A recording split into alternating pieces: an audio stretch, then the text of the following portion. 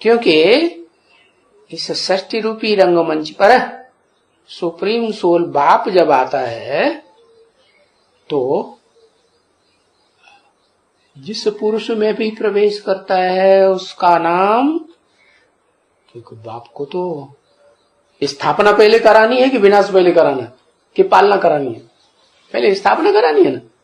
तो परिवार की स्थापना तो अम्मा की बगैर हो ही नहीं सकती।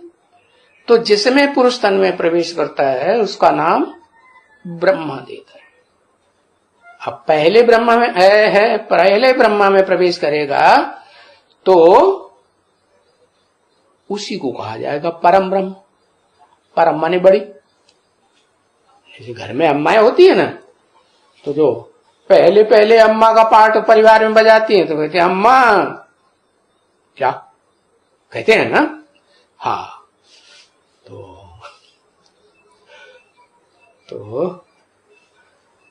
वो हो गई बड़ी अम्मा, परम ब्रह्म। वैसे शास्त्रों में उसकी मान्यता बहुत है? वो कहते हैं, क्या कहते हैं वो श्लोक याद है कि नहीं? अरे कई बार सुनाया, याद नहीं रहता। क्या? गुरुर् ब्रह्मा गुरुर्विष्णु गुरुर्देवो महेश्वर गुरु साक्षात परम ब्रह्म तस्मै श्री गुरुवे नमः। तो वो परम ब्रह्म वाली आत्मा परिवार की पहली हुई ना। है? ऐसे तो बाप होता है लेकिन वो तो गुप्त रहता है ना। गुप्त रहने की परंपरा है बाप की। है? बच्चे पैदा होते हैं परिवार में तो वो बाप को जानते हैं कि अम्मा को जानते हैं? कौन गुप्त रहता है? है? अम्मा पहले। अम्मा ही, अगर बच्चा पैदा होगा तो शिशु जो बच्चा पैदा होता है वो जब तक थोड़ी भी उसको अकल आएगी तब तो अम्मा की तरफ गोद में चिपटेगा जाके। किसी की गोद में, दूसरे की गोद में नहीं जाता बच्चा, है ना। तो तो ऐसे ही है कि वो जो इस सृष्टि की पुरानी रचना है। कौन?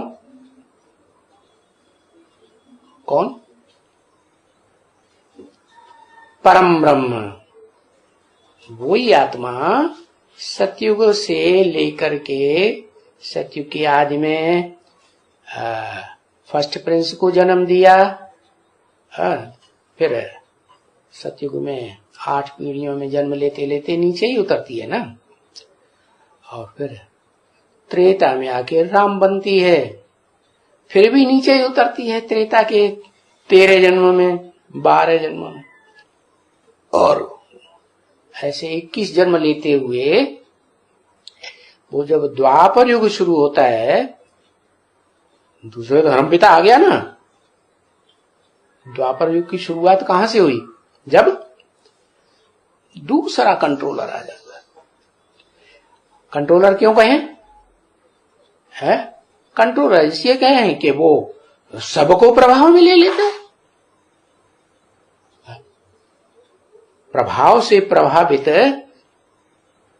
सत्व प्रधान आत्मा होगी या रजो प्रधान तमो प्रधान होगी, तो नीचे गिरा होगा वही।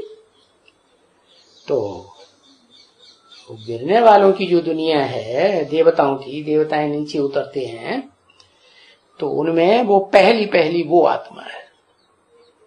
कौन? परम ब्रह्म वाली आत्मा। और वो वास्तव में परम ब्रह्म तो नाम दिया था काम निकालने के लिए, वो काम तो वहीं पूरा हो गया। बाकी वो पुरुष है जन्म जन्मांतर के संस्कार वाली, या कि कोई वास्तव में ओरिजिनल स्त्री है? नहीं, वो तो जन्म जन्मांतर के कैसे संस्कार है? पुरुष प्रकृति के संस्कार है ना। तो वो पुरुष तो पिता कहा जाता है। इस मनुष्य सृष्टि में वो पुराने से पुराना पिता है ना, आदम, अर्जुन है, एडम जिसे कहते हैं। तो वो है तो पावरफुल आत्मा है। लेकिन जैसे ही द्वापर युग आता है उसने जो अपना पार्ट बजाया है परम ब्रह्म पहले पहले शूटिंग पीरियड में, है ना, वो परम ब्रह्म वाली आत्मा अम्मा है ना, तो प्रभाव में आ जाती। माताओं की ये खासियत है। दुनिया की जो पहली अम्मा है कौन? परम ब्रह्म। वो ही प्रभाव से प्रभावित हो जाती है। और वो भारत की है या किसी दूसरे देश की है? भारत की है। तो भारत की जो पहली अम्मा वो ही प्रभावित हो जाती है, दूसरी माताओं को क्या हाल होगा? वो भी प्रभावित होती रहती है। अब वो चाहे ब्राह्मणों को जन्म देने वाली ब्रह्मा की आत्मा हो, है, चाहे क्षत्रियों को जन्म देने वाली राम वाली आत्मा हो। द्वैतवादी द्वापर युग में आकर के जब दूसरा धर्म पिता आ गया इस सृष्टि पर, सतयुग त्रेता में तो एक की ही मान्यता है, दूसरे की मान्यता नहीं है। एक ही रूप को याद करेंगे। जो मेरे बाप का रूप ज्योति बिंदु, तो वो अपने को भी ज्योति बिंदु रूप में ही याद करते हैं। मैं आत्मा ज्योति बिंदु, अपनी भी याद रहे, बाप के रूप की भी याद रहे। किसी को याद करते हैं ना, तो क्या याद आता है? बच्चा विलायत में है, अम्मा की जब याद करेगी बच्चे को, तो क्या याद करेगी? है क्या याद करेगी? उसका नाम रटेगी, दिमाग में क्या आएगा? रूप आएगा ना। तो वास्तव में तो रूप है ना, तो चेहरे का रूप जो है वो ही सब कोई देखता है। इसलिए बाबा कहते हैं किसी को शकास देनी है, पावर देनी है योग बल की, तो क्या करो? पहले उसके चेहरे को याद करो, फिर उसे चेहरे में भ्रकुटी के मध्य में उसकी आत्मा को याद करो। तो पहले कौन? पहले देह का रूप हुआ या पहले आत्मा हुई?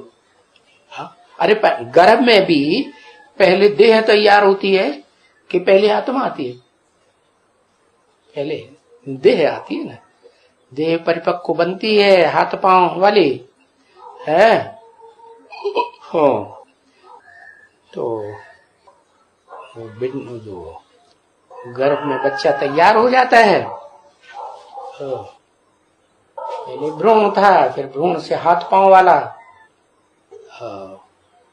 गर्भ पक गया, तो फिर उसमें आत्मा प्रवेश करती है। पहले आत्मा या पहले शरीर? है पहले शरीर। तो ये भी परंपरा कहां से शुरू होती है? हाँ, ऐसे दुनिया से। कैसे? शिव बाप आते हैं तो कोई नहीं जानता, जिसमें आते हैं वो भी नहीं जानता क्या कि शिव बाप बिंदु है रूप में। भले अति सूक्ष्म है, क्या अति सूक्ष्म है, लेकिन फिर भी है तो ना। ऐसे तो ना कि नहीं है, बिंदु है। बिंदु को चाहे जितना छोटा बनाते चले जाओ, है ना। इसलिए गीता में लिखा अणु अणियान समनुस्मरेत्य, अणु रूप है। एटम बम बनाते हैं ना, तो एटम को तोड़ते चले जाते, बहुत पावरफुल बन जाता है। ऐसे ही है, स्थूल रूप में उसका नाम दे दिया, जड़ का नाम दे दिया एटम, और वो चैतन्य है उसके मानिंद, तो कहते हैं आत्मा। वो भी आत्मा, वो भी आत्म, नाम भी एक जैसे, और रूप भी ऐसे। तो